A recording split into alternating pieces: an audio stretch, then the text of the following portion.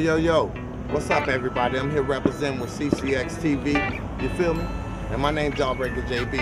I'm here hanging with a young future kings. You feel me? But I'm gonna do this way. I need y'all to understand where we at. And it's one love to everybody out here, R&B, rap, reggae, anything you're doing. This is who I hang with. This is my troopers right here. I want to let y'all know a new tune. My man from CCX asked me to do it, and I'm going to give it to you. It's called Life of a Sinner. Watch this, Minneapolis. Life of a sinner, tell me which way to go. You want to invite me to dinner, 'cause you're scared I might take the rolls. First you stop me, then you lock me up, and you try to take my soul. This my redemption, plus I mention I'm carrying a heavy load.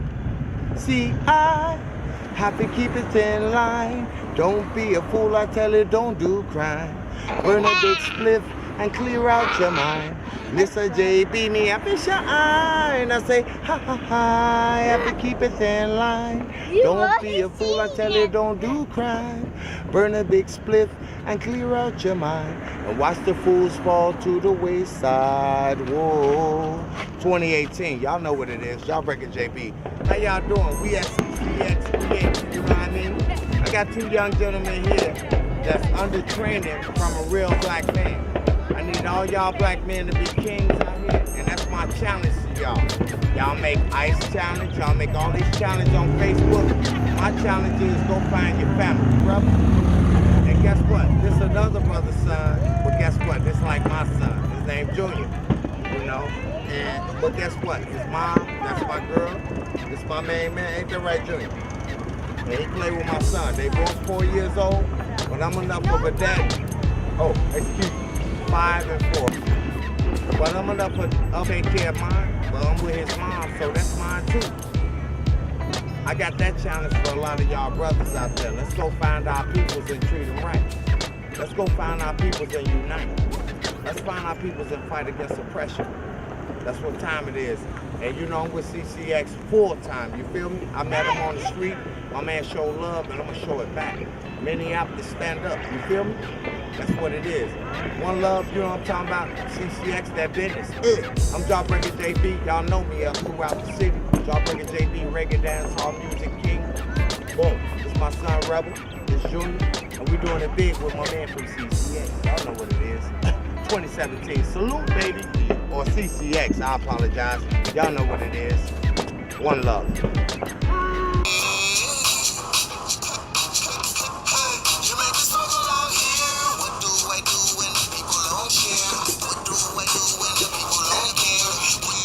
How y'all doing? I'm Jawbreaker JB. Welcome to my documentary. Yeah, and one of my favorite things I love to do is roller skate. You know, that's something that they was doing in Chicago too. Back then, we had a lot of skate groups. You know, different. Shout out to the Paradise Players and the disco breakers. You know, I mean, we had a lot of guys. You know, definitely learn how to keep balance. I would never think that, like, you know, through my entrepreneurship and my thinking, that I could come up with such an idea. But shout out to Peace and Longboarding too, you know, y'all my guys, you know, little young guys in Minneapolis. They definitely entrepreneurs too. Being a black entrepreneur, when you see ideas, you could take them and make them better or make them something else, you know, and that's what the key is. It's what I call the juggernaut. This is my longboard. This is what I came up with, the invention. Now, I didn't come up with longboards, but what I did come up with was the 6-wheel pattern. See, because most of them you see, they have 4 wheels. This is a 6-wheel pattern. Now, what this does, mistakenly I found out, is that it adds more stability to the downhill racing. I mean, everybody see it, point at it. You know, most of the time you see the 4 wheels, and if you notice, I designed my name up under it. Definitely keeping the tradition with our colors, you know, keep it true. You know, this always remind me. That's a picture of my daughter, you know, unfortunately, you know, in this life, you know, we go through certain changes, and this is the way I get to stay with her, you know, because I get to see her from time to time. But that's another story. This right here is a great vehicle. It get around like through traffic. You know, I take this more than the bus. You know, definitely. You know, it's something to keep up the calisthenics. You know, keep your wind right. You know, it's definitely a good piece to have. I recommend it to all the young people. You know, like the point I'm trying to get home to you is the fact that, you know, being creative is a really great thing. But along with our creativity, we need the information, which is the education on how to conduct business. Because a lot of us, we go around doing that niggardly business. I apologize, I'm not trying to be negative, but that's real. And we go around, we can have one aspect covered, but then we still want to conduct ourselves in a poor manner. We can't get customers that way. So we gotta, you know, it's just about being professional, really finding yourself, finding something you like to do, and finding out of that what you like to do, what you can do. So I just recommend, you know, to all the black entrepreneurs, it's not enough of us expressing ourselves in the right way. We put together ideas and put together inventions, or most of us follow other people's ideas. But it's time for us to step up as men, you know, as creators of different things on the earth and do better. But like I say, this the longboard, the juggernaut, cutting edge. You know, y'all gotta check it out in the future. They got the X Games coming here. You know, this cutting edge. They don't have this. I'm the only one you'll see with this.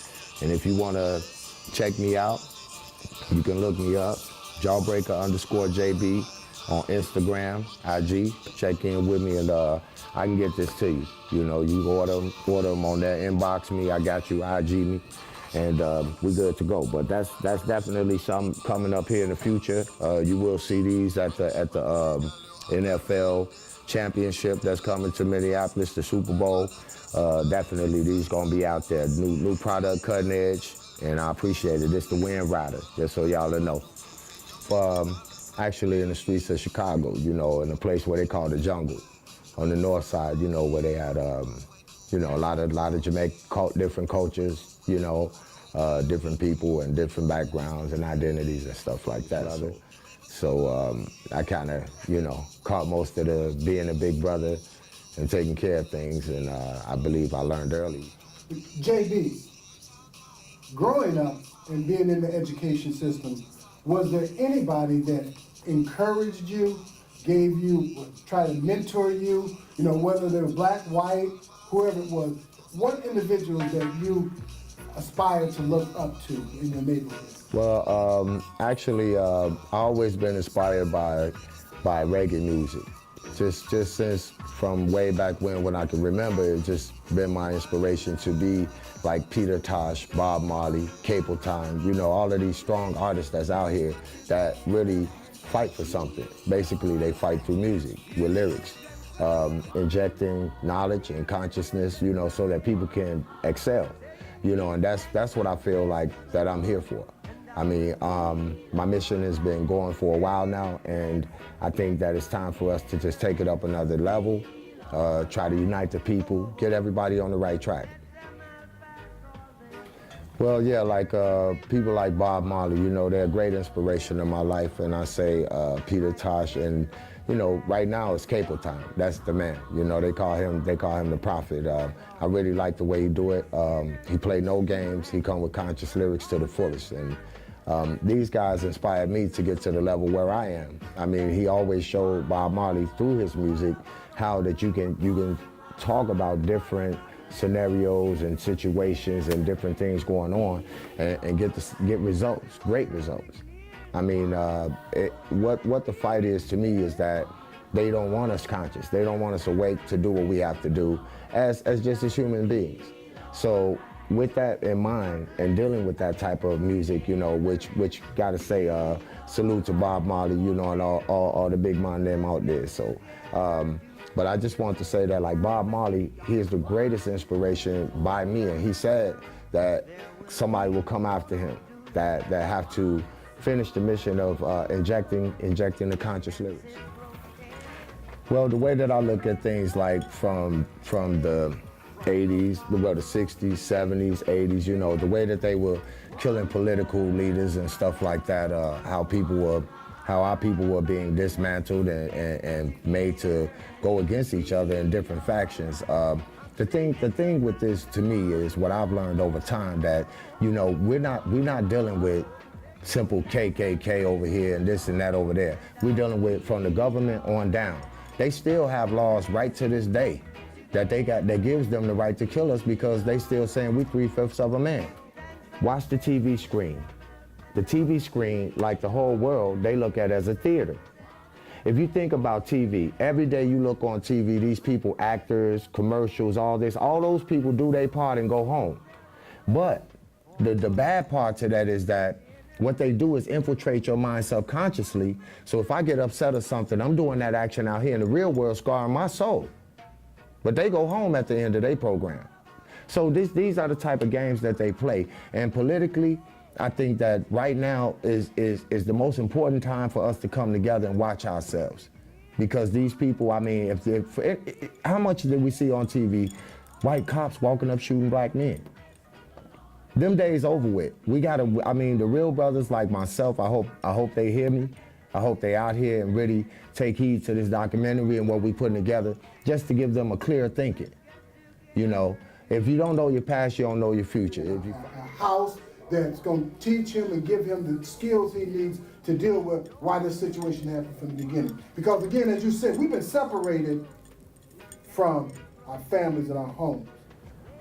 Yeah, I guess you could say one of the craziest things that I think that we ran into in this part of the generation, which I call it the revelation generation. You know, that's to me, it fits the times we living in.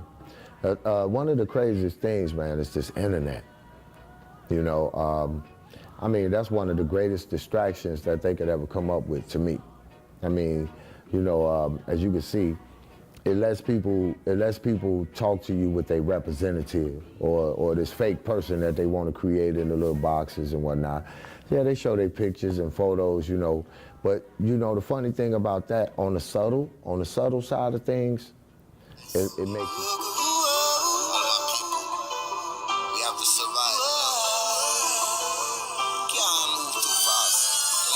You go back and look at things. You're always living in the past, to be honest with you.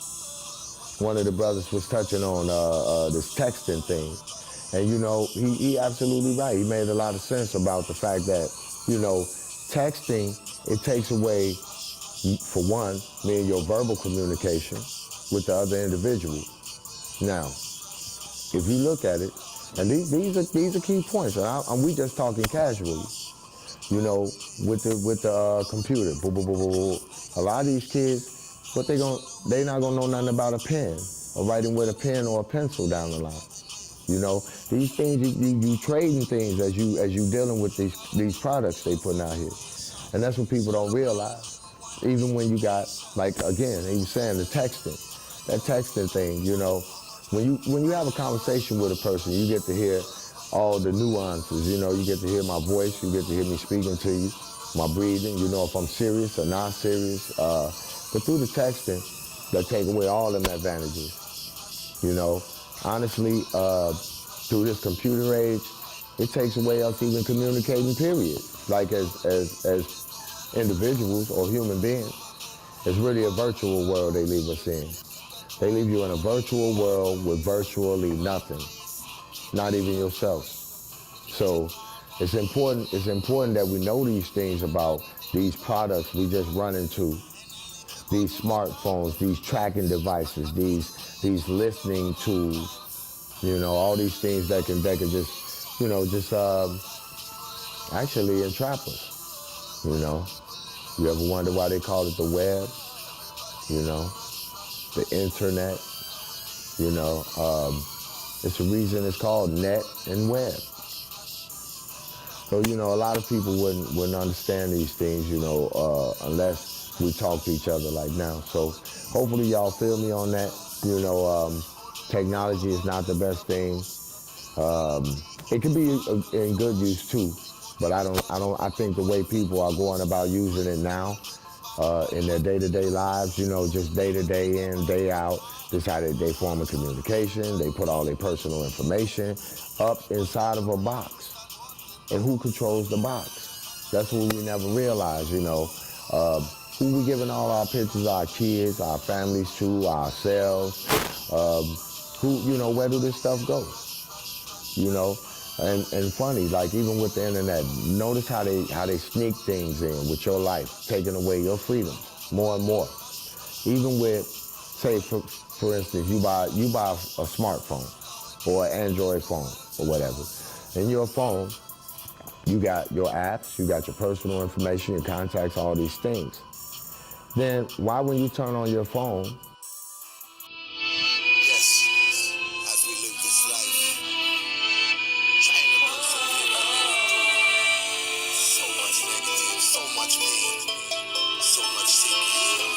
they want to control all your contacts and everything because they want to know who you're calling, what you're doing, when you're doing it, how you're doing it, where you're going, what's going on. Now, I think the biggest losers would be us, the ones who living in the past, the ones who can't seem to keep up with time or be creative or, you know. And like I said, this leads to other things. Just like in music, if you ever know what they call mumble rap now, these guys, they be, you know, how they do their thing. Mumble rap to me, it came from doing those, that writing online like LOL and all those kind of things, you know. That's another way where you actually damaging language. If you're using all these LOLs and laughing my A off and all this kind of stuff, if you're using that, you're not writing the actual word yourself up for failure. You know, because the more you use those, you kind of end up not knowing how to spell in the end of that equation. You know, you'll get used to that. Anything we do in repetition, we'll get used to it and stuff like that. So it's a dangerous thing, I think, you know, and then they got all that artificial intelligence that comes from that, which, you know, meaning that the computer controls things on its own. You know, that's dangerous. We're turning our lives over into the hands of the clouds, into nothing, you know, into negativity. You know, we're just giving our lives up. I refuse to do that, you know. I don't want to be a victim of that system, that systematic internet and all these things where I'm caught up in it. It's cool to use it, promotional purposes or research or something like that. But I guess that I'm old school when you say that, you know, because I'm still with the pen and the pad, you know, right. Every day it seems harder and harder to survive.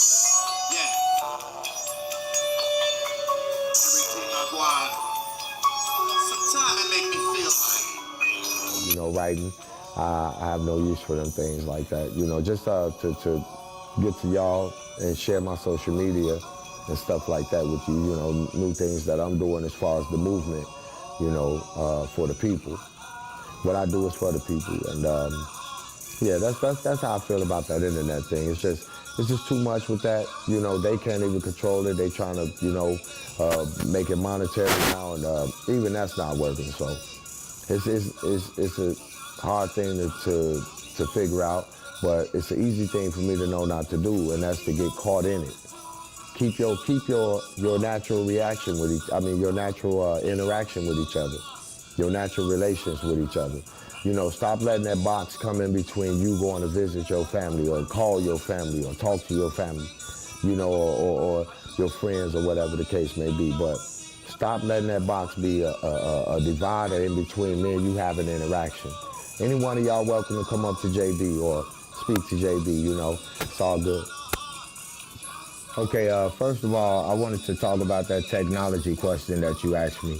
And to me, that's the biggest disease they got moving around. And the reason I say that, if you look at computers nowadays, let's talk computers, laptops, what they got the kids learning on. For one, they're taking away your ability to write manually, write with a pen. They got you doing this. I mean, I can go back, and if you lose your computer, I got this right here that I learned from hands-on. And actually, it's another thing that computer does to you that I noticed. The computer, it doesn't have you in actuality, it has you behind time. You always going back to see what happened, So you're never actually living in time. And number three with that, you living inside of a box. You know how many people just sit there and just type away their life?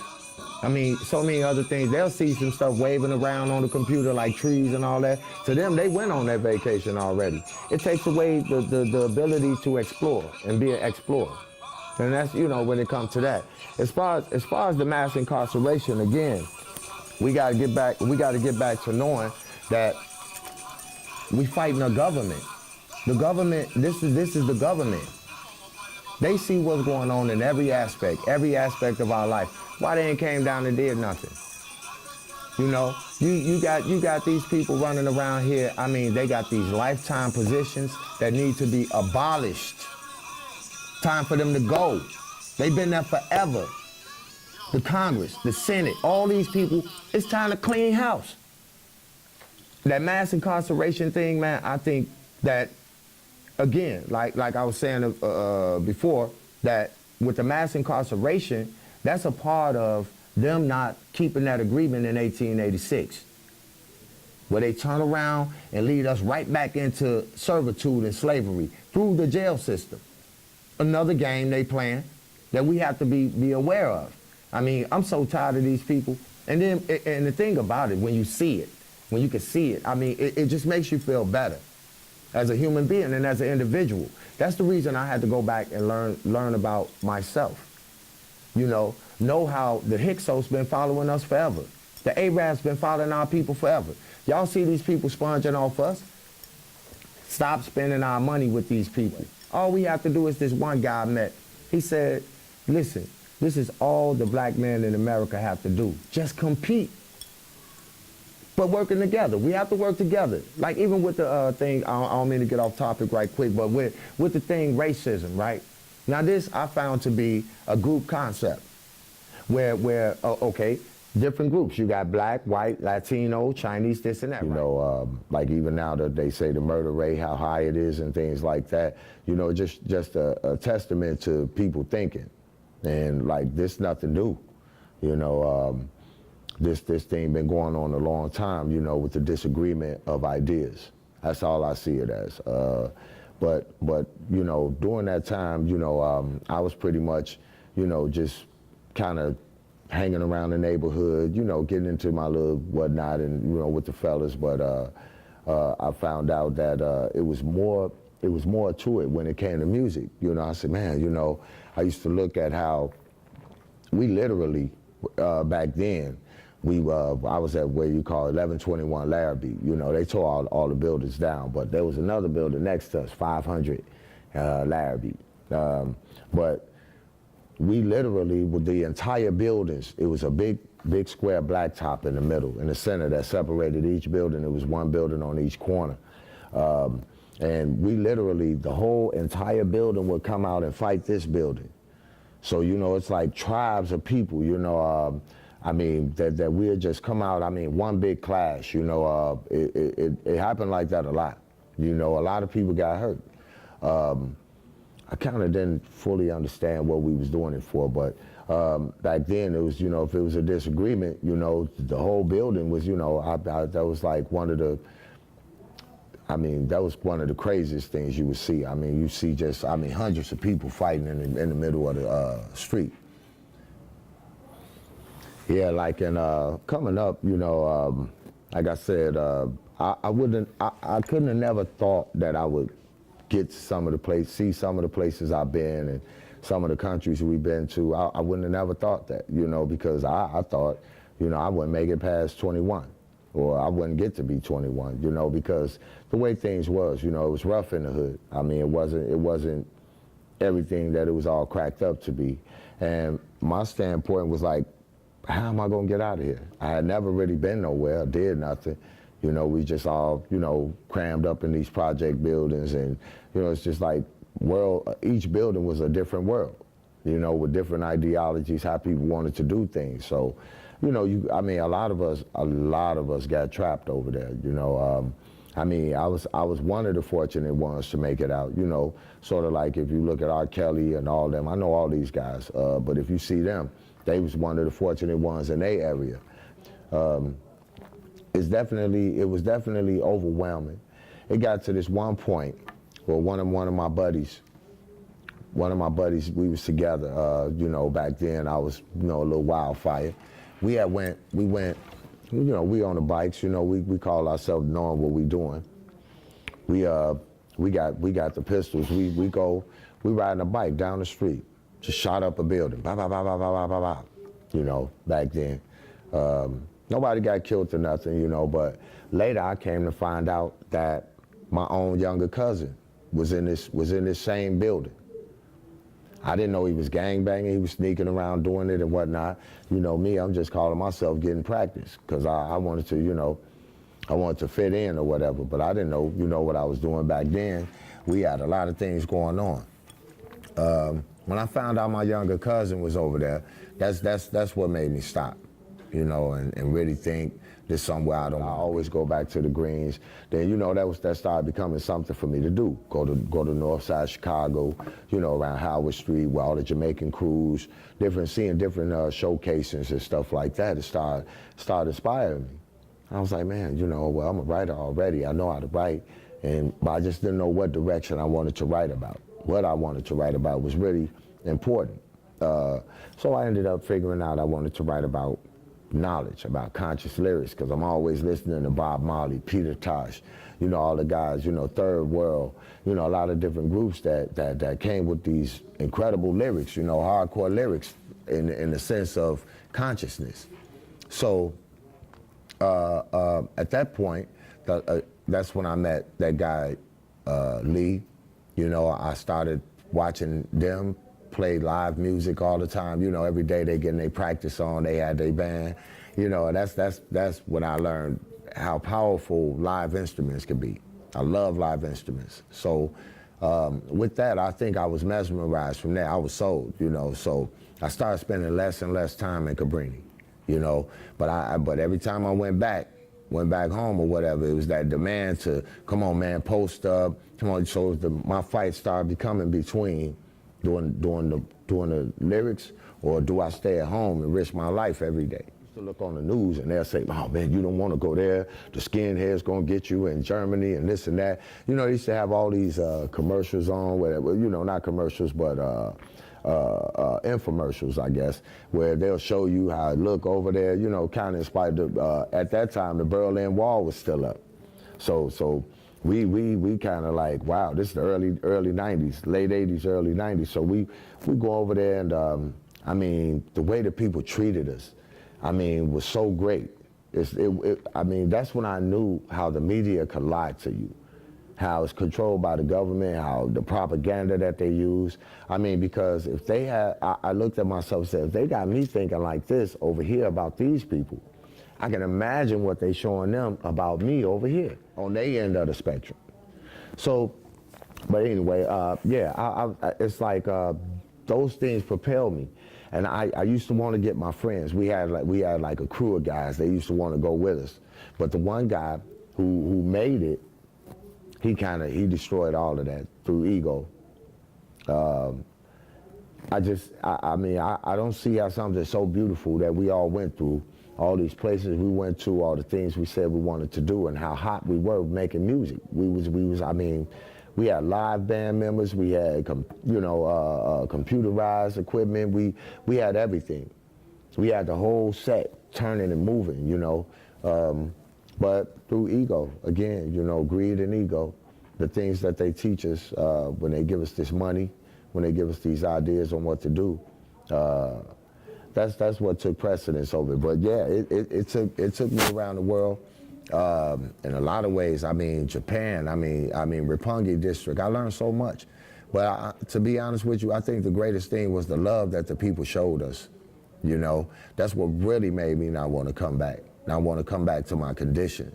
It inspired me to change my condition. And I encourage everybody, you know, look for a way to change your condition, because we don't have to just accept whatever's out there.